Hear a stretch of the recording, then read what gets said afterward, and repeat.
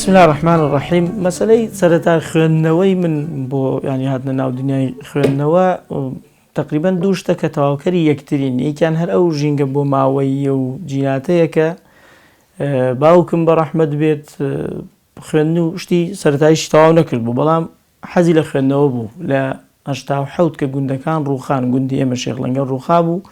یەکێ لەو شتانەی بوو بۆ مەراق بۆ دایکم کتێبەکانی باوکت فەوتاوە. کتێبەکانشی هەنێشتی شەعر و ئەوەی ئەدەبیاتی سادەی جاران بوون، ئەوەی کە باسی کرد میعراج نامە و مەولود نامە و خەج و سیامەند و لەیلی و مەجنون ئەو ئینانە بوو، شیرین و فەرات ئەو شەعر و شتانە بوو. دواتر ئامۆزایەکی باوکم بوو کە ئەویش ئەنفال کرا لە 88 کۆمەڵێک کتێبی هەبوو، ئەوە پێمان کاکەم جەبار ناوی جەبار بوو بە ڕەحمەت بێ،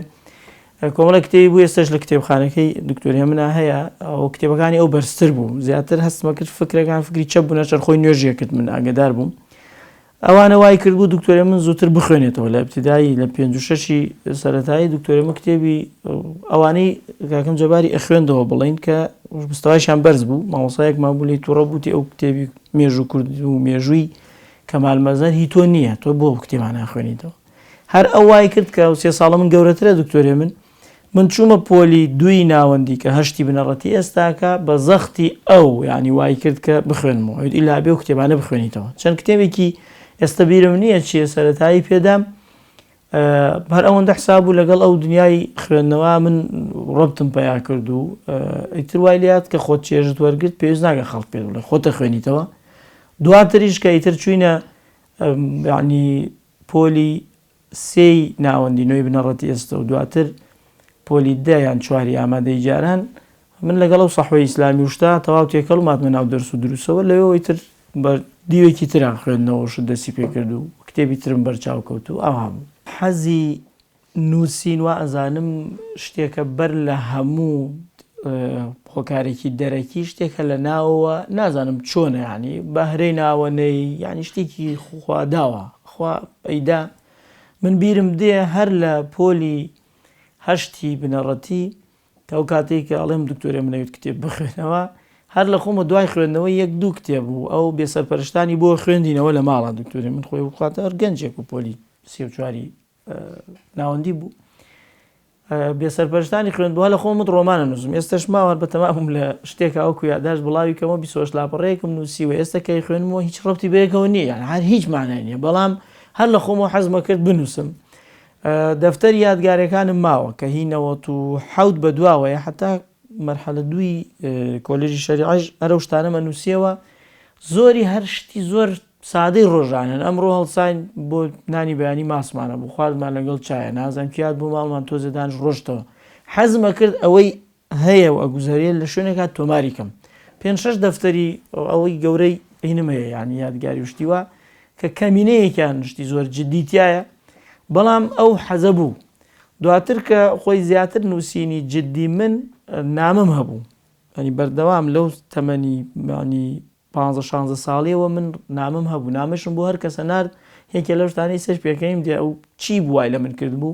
یان کاربۆنێکم دانا لە ژێر یان نوسخەیەکم لای خۆم جێڵا، یا مەرجم لەسەر کابرا دانا ئەوەی بەرامبەر کە دوای نامەکەی خوێندەوە بمداتەوە. هەموو نامانی نردومەوە بۆ خەڵای خۆمە، ینی نسخۆی عادەتە نامەیەکت لە ئامێنەیە کە بۆ تاتەوە. من ئەو نامانی نردوشم بۆ برادەر و ئەو دۆسانەی کە نزیک بووین. ئەمایە وەلام لە دوهۆک کە ساڵی یەکەمی شەریعەم بوو لەگەڵ دکتۆری منە وەجبێ نامە گۆڕینەوەی زۆر جوانمان بوو، بە زۆری منەوە کات هەر بە عەرەبیە بنووسی، ینی ئێستا شەی خوێنمەوە قیمەیەکی ئەدەبی هەیە. هاتینە کولی شەریعەی ئێرە لەگەڵ کۆمەڵێک برادەرە بڵاوکراوی ڕۆشناییمان هەبوو، لەوێەوە نووسینی جددی من دەستی پێ کرد، بەڵام هەر بابەتی ورد بوو. ئەو کتێبەی کە تقریبەن جۆری بیرکردنەوەی منشی گۆڕی هێنامێ ناو دنیایەکی تایبەتەوە، کتێبێکی ابن القەیم هەیە ڕەوضەت المحبین. ئەو کتێبە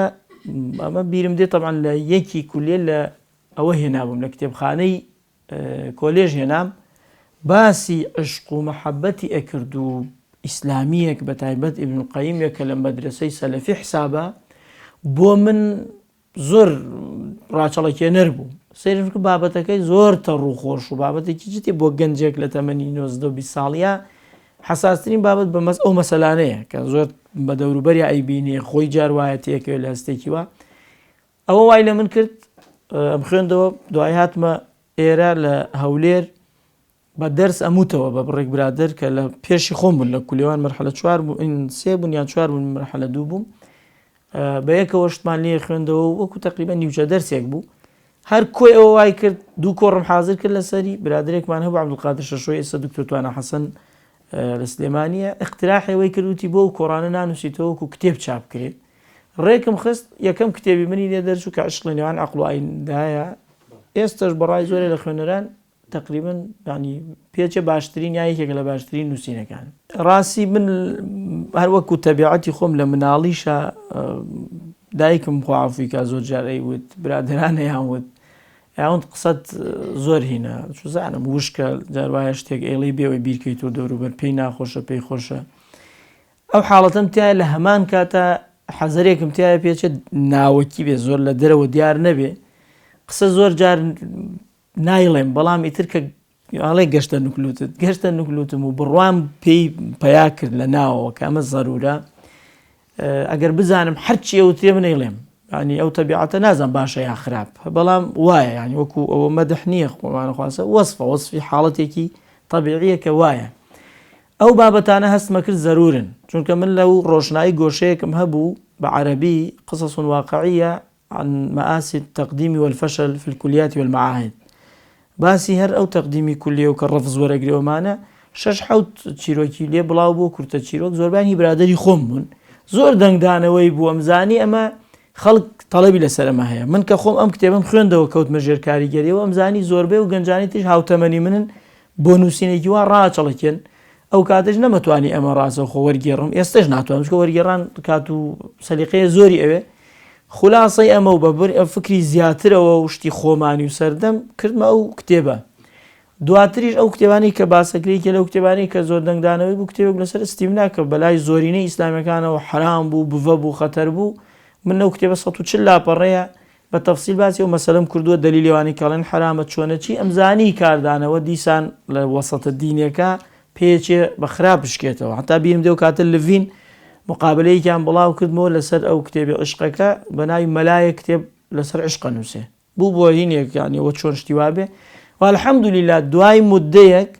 یعنی ئێستا عشق بە ئەسڵ بۆتە بابەتی ئیسلامیەکان یعنی غەیرە دیندارەکان کەس باسی مەسەلەی مەحەبەت بەو قوڵی جوانیە ناکە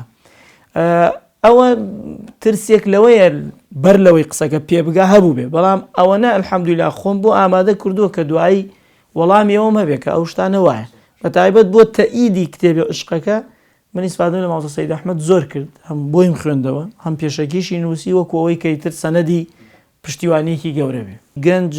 توێژی هەرە چالاک و پڕئومێدی ناو کۆمەڵگەن ئەسڵەن هەمووشت لەوە دەست پێکە ینی سەرەتای دروستکردنی فکرێک یان دانانی بیناغەی فکرێکی گرنگ لە گەنجەوە دەست پێکە چکەوەی گەورە بووە مێشکی خۆی قاڵبێکی وەرگرتووە بە ئاسانی قسەی تازە فکری تازە وەرناگرێ خۆی بڕیاری خۆی هەیە خۆی لە تۆ بە پیاوترە زانێ یعنی ئەوە نییە گوێ لە تۆ بگرێ بەڵام گەنجت کە گرت نەوەیەکت گرتووە بۆ داهاتوویەکی دیار پێغەمبەران هەموو وابوون صلاة والسلام خوایان لێبێ ابن عباس فەرمێت ما بعث الله نبيا إلا كان شابا يعني هەر پێغەمبەری هاتووە گەنج بووە پێچێ بە تەمەنترینیان پێغەمبەری خوا بە عەلەیهی سەڵاتو وەسەلام کە لە 40 ساڵەیە بۆتە پێغەمبەر لای قوڕەیش ئەیانوت ئەمە مناڵەکە یعنی هاتووە ئەڵێ من قسە بۆ ئێوەکەم با پیاوێکی عەظیم بووایە نەک ئەم حاڵەتە بێمە ئیسفادەی لێ بکەین هاندانی گەنج بۆ خوێندنەوە بەس ئەوە نەیە ینی بتوانین چزانم دەستی بگەینە یەک دوو کتێبی باش یعنی سەرەتا دەستپێک زۆر گرنگە بە کتێبی باش دەستی پێکرد زۆر باشە بێ من لەو کتێبە سەرەتانی کە خوێندومەتەوە دوو کتێبی شێخ قەرەضاوی کە دوایە قەرەضاوی بە من ناسان بە تەواوەتی ئێستا پێچە لەو مەکتەبە سیرکەن 5 چاو لەو مەکتەبەیان 6 چاوی بەس کتێبی شێخ قەرەضاوی کتێبی الئیمان والحەیات بوو ئەم کتێبە من هەم چێژ هەم سوودێکی یەکجارێک جار گەورەم لێ بینیوە ئاگدار بووم کرا بۆ کوردی تەفسیر ساڵانی يعني تقريبا 5 ساڵ بەریسە غەڵەت تەرجمەیەکن نازانم بڵاو بوو ما چاپی تازەیان کویانە هەر کتێبێکی تری شێخ قەرەضاوی العیبادة فی الئیسلام دیسانەیەک بوو لەو کتێبانەی کە بۆ من هەمووی چکار سەرەتان بوو هەموو شتێ زۆر تازە ئەبوو بەڵام لەو قسانە نەئەچوو کە لە مینبەر و خوتبە و مەلاکانی تر ئەتبیست حتا لەو قسانە نەئەچوو کە داعی ئیسلامیەکانیش ئەیان لە دەرسیانەدا ئەنشتین هەر لەوێەوە من ڕێم لە بەدیع زەمان کەوت پێش کولیە ئەنی نووریسی پێچ ئەمە یەکێک بێ لەو شتانەی کە سەیدی کوڕی مامۆستا ئەحسان قاسم ساڵحی نووسیوەتی ذیکرەیات عن سەعید نوورسی و ڕەسائیلی خۆی یعنی ئەوەی دەرپەیامی بیماران بوو ئەوەی سروشتەکەی بوو لە ڕسالەت الطەبیعە دواتر دەسم بۆ ئیجتیهادەکەی برد کە لە کولیە بوو محاکەمات عەقلیەکەی هەموو ئەمانە گەلێک بوون بۆ من ڕۆژ بە ڕۆژ کە دوای خوێندنەوە هەستتە کرد زیادەکەی یعنی مێش کرد بیرکردنەوەت ئەگۆڕێ ئەمانە گرنگن گەنج بەو شێوە دەست پێ بکات ئەمە بۆکو دەرچوون نەبێت لە ژێربار بەڵام بە فعلی زۆرینەی ئەو شتانە بە حکوومەتەکرێ بەدەسەڵاتەکرێ یعنی یەکێک لە دیارترین ئەو شتانەی کە ڕێگایەکە هیچ قورس نییە ئاسانە دانانی منهەجە لە مەدرسە ینی لە قوتابخانە ئەگەر بێت و کتێبخانە هەبێت کە زۆربەی قوتابخانەکان ئێستا هەیەە وەکو عورفێک بەڵام دەرسێک نییە دەرسی خوێندنەوە بێ دەرسی کتێبخانە بێ کە دەرسی کتێبخانە نەبوو تەلەبە چۆن لە خۆی بەس کتێبخانەیەکی داناوە مەجالی نییە لە وەرزشا حەزی لە تۆپێنە ئەبێت دەرسێکە بێت دەرسی کتێبخانە هەر لە ئیبتیداییەوە لە سەرەتاییەوە مناڵە بیت بە کتێب ئاشنایەکەی دەرەجەی بۆ دانی ئەسەن بخوێنیتەوە دەرەجەت هەیە دەرسە حسابی لەسەرە وای لێ دێ ناڵێم هەموو بەڵام زۆر لەو تەلەبانە خوێندنەوە بێتە بەشێک لە ژیانیان ئەمە یەکێک لە مەسەلە گرنگەکان یەکێتر دیسان ئەرکی حکوومەتە دەرخستنی کەسە خوێنەوارەکان یعنی تۆ گۆرانی بێژێک بە دنیاە پارە ئەهێنیت لاعبێک لە بنی دنیاوە ئەهێنی هیچێکی لەباران نییە تا ئاستی بەرزترین پۆستی حکوومەت ئەڕوا دیداری ئەکاو لە خزمەتیا بێ کەچی خوێنەوارێک وەکو دکتۆر محەممەد ڕاتب نابلوسی دێتە ئەم وڵاتەوە ئەڕاتەوە دوو مەسوولی پلە باڵا لە دەسەڵاتی حکوومەتە ناچنە خزمەتی نایبینن دەی گەنج ئەما بینێ مناڵە ما بینێ بتوێنێتەوێت لە لاشعوری ئەوە دروسە بێ کە تۆپێنەکە مهمترە لە کتێبەکە ئەوە مهمترە لەوە ئەو بەو شێوەیە ئێمە هەرچی بکەین بە ناوی ڕێکخرا بە ناوی شەخص بە ناوی کەناڵ و سنتەر جزئێکی زۆر کەم ئەتوانی کۆلتورە دروستکەی لای ژمارەیەکی دیاریکراوە بەڵام ئەوە بە ئیشی ڕسمی حکوومەتەکرێکە ئیش لەسەر فکری گەنجان بکە ئینسان بە تەبیعەت لەگەڵ شتی جددیە زۆر ئاسان دەسوپەنجە نەرم ناکە یعنی جاری وایە ئێمە گوێم لە خەتیبێ ئەڵێ بۆچی خۆتبێ ئەمە نیو سەعات بێ ئەڵێن درەنگە کەچی 90 دقە دانیشتنە دیاریارەکە و باکیشتان نییە و حەزەکەن یاریەتیش بیان فیلمێک یاری جوڵەی تایە یاری خۆشترە ئاسانترە خوتبەیەکی جددی کە برایەک نیو سەعات قسە بکات و ئاوا سەیریکەی بە هەر کێبێ بەرەو خەوت با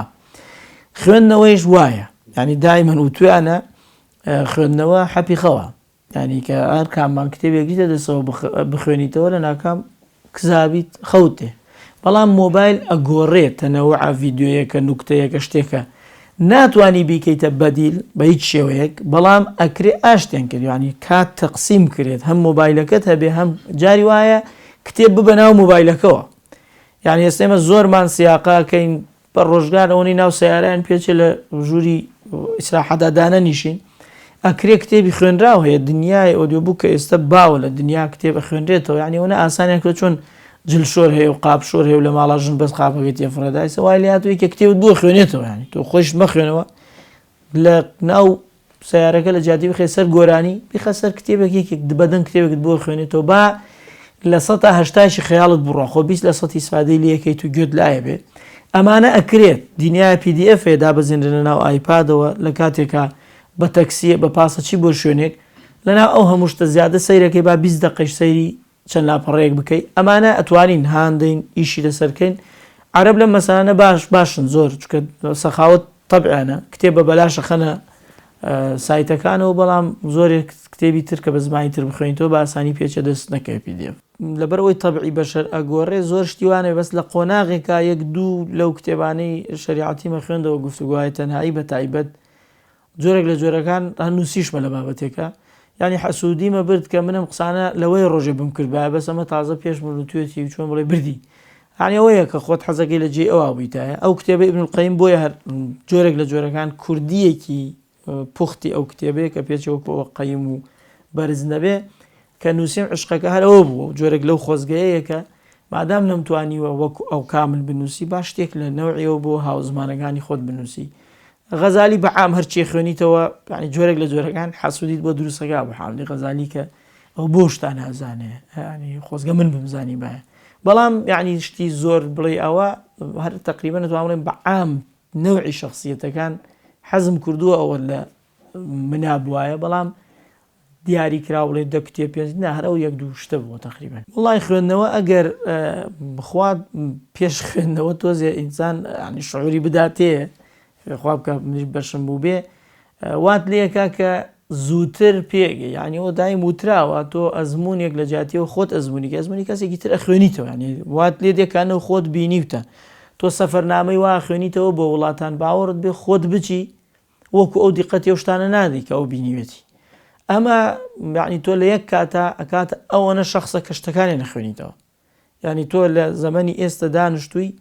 جاری وایە ڕێوایەتێک ڕۆمانێک لەسەر جەنگێک خوێنیتەوە هەموو عارەقە و ترس و لەرزی ئەو جەنگە دێتە گیانتەوە ینی تۆ وەکو تا جەنگێکت بینی بێ ئەوە فەرات پیربەڵڵە نووسینێکە باسی شەیتانەکانی دۆستۆیڤسکیەکە